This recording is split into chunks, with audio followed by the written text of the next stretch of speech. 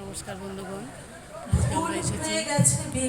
আমরা এসেছি 11ই জ্যৈষ্ঠ প্রাণপ্রিয় কবি বিদ্রোহী কবি কাজী নজরুল ইসলামের জন্মদিনে কবিতা পাঠের আসরে আছেন আমাদের জগর দাদা ভাই, বিশিষ্ট কবি সঙ্গীতজ্ঞ, এবং আমাদের সুবর্ণ কাজী কাজী নজরুলের পুত্র। সকলে আমরা আছি এখানে।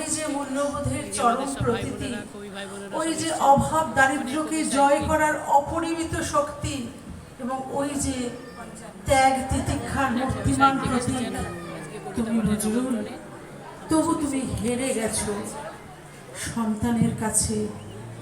একমাত্র সন্তানের শোক সেই আমাদের আজ যেমন মাতৃহারা জনক ঘাটি ভাই আছেন, আমাকে তুমি ছুঁয়ে আছো। আমরা সবাই মিলে সেইভাবে আসতে পেরে নিজেকে ধন্য মনে করছি।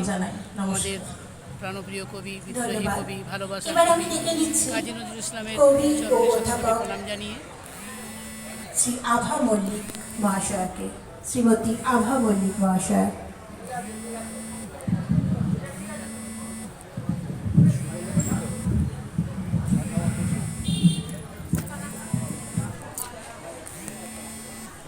বিদ্রোহী কবি কাজী নজরুলকে আমার শ্রদ্ধা।